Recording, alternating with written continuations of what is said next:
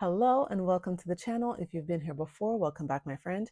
Today we are going to talk about my top 5 reasons why I think you should be making a swatch. Now, I know no one likes to make the gauge swatch, myself included. I don't really like it, but there is so much information that the swatch can give us besides gauge. And especially when you're working on bigger projects, garments, you kind of want to know what you're getting into before you start that big project so that you don't end up having to stop halfway through or come to the end of the project and then really don't like what it is that you've created. So I'm going to go over my top 5 reasons why you need to be making a swatch. So, number 1, is this the right yarn for this project?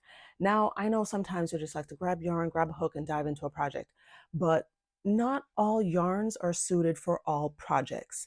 And what I mean by that is before you start that project, you want to know what it is your end result is going to look like. So if you're making a sweater, do you want that sweater to have a lot of drape and swing, or you want it to be a little bit more structured?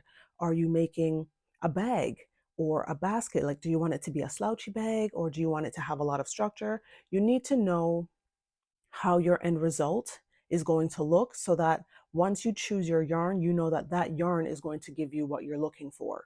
Another thing you want to look for when you're choosing the yarn for the project is if you are using multiple colors in that same yarn line, you want to have all those colors worked up together in a swatch. Because what can often happen is not all colors in the same yarn line behave the same.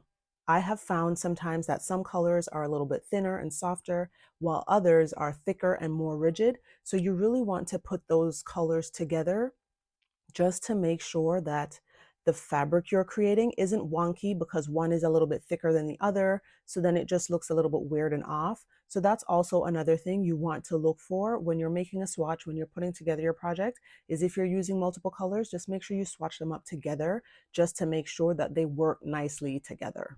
Also, when choosing the right yarn for your project, if you are working from a pattern and you're going to be making a yarn substitution, so whatever the recommended yarn is in the pattern, you're choosing something different, you are going to want to make that swatch just to make sure you are meeting the gauge, but also you like how your swatch is working up so that you will like your end result.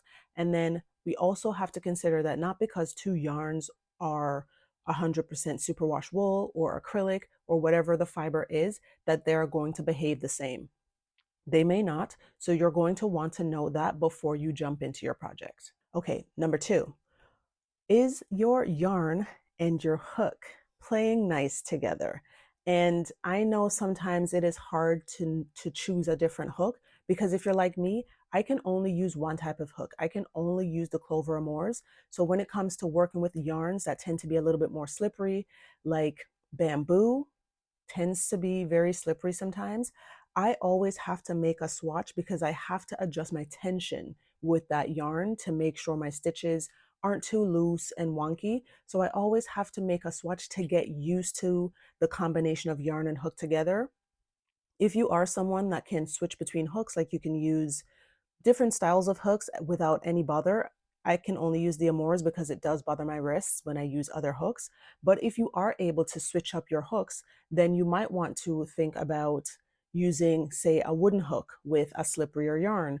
Or when it comes to working up certain kinds of like that amigurumi yarn, that plushy stuff, sometimes it squeaks against some metal hooks or plastic hooks. It just kind of depends on the fiber. So you also want to make that small piece before getting started because what you don't want is to embark on a big project and that yarn is squeaking with that hook.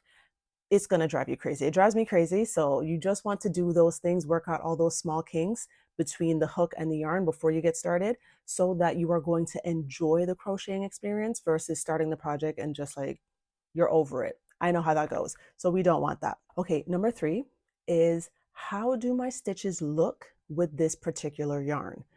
Sometimes, especially if you're working with a multicolored yarn, one that maybe has like tweedy bits in there, or depending on the twist of the yarn, the stitches will look different because the yarn does play a role in how the stitches are going to look. And especially say you want to be working with a textured stitch, you are probably going to want to choose a yarn that isn't overly active, for lack of a better word. Like if you want to do like puff stitches or very textured stitches, you're probably going to want to choose a yarn. Even if it's a variegated or multicolored yarn, you want those colors to not take away from the stitch pattern. So you then want to work that up in the yarn you're thinking of using just to see how it looks, because then you don't want to, as I say, work it up and then you don't like it because either or you're only seeing the yarn and not the actual stitch pattern, or vice versa. You want those things to go nicely together to create that beautiful project you had envisioned. Number 4 is yardage. No one likes to lose yarn chicken, myself included, and I have been there, where you think you have enough yarn and you start the project and you're almost done and you run out of yarn. No one likes that feeling. So you want to make that swatch, because that swatch will help you to figure out how much yardage you're going to need for your project. And I do have a video that will walk you through that whole process. So if you want to check that out, I'm going to link it here as well as in the description, because I just find it just makes that experience so much more pleasurable when you know you have enough yarn and you can relax and just go all the way through the project without having to worry about stepping out to go get more yarn or ordering it and waiting for it to come. Once we get started on that project, all we want is for the project to be done. So we don't want to create any barriers between starting and finishing our project. And finally, we are going to talk about blocking or washing your swatch. Yes, depending on what you're making, you really do want to block or wash that swatch so you know how your project is going to look after it's been washed. So whatever the care instructions on the yarn, you're going to want to put the swatch through that process. So if the yarn says it needs to be hand washed, you're going to block it. You're going to soak it in the wash, and then you're not going to wring it. You're going to just pat it dry, lay it out and allow it to dry so you know what the fabric looks like after. Versus if it's something that says it is machine washable and dryable, you want to put it in the wash so you know what it will look like when it comes out. Because I have used yarns, especially those that have a bit of a halo to it.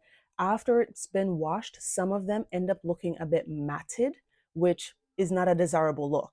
So you really want to know before you go in what's going to happen once you have washed that piece, if it's something that's going to get washed regularly. So I always suggest, when it comes to that, like, please do it. Like, I know sometimes, especially when you're working on the project, you don't want to do it before, but I implore you, so that you will love that piece for years to come, wash the swatch or block the swatch so you know what it's going to look like after it's been washed. Because I tell you, I have gotten rid of a few sweaters because I washed it and I'm like, I don't like how that looks.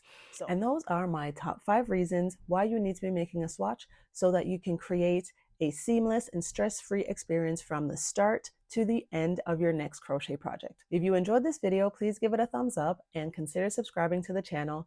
Thank you so much for watching, and until next time, take care and bye for now.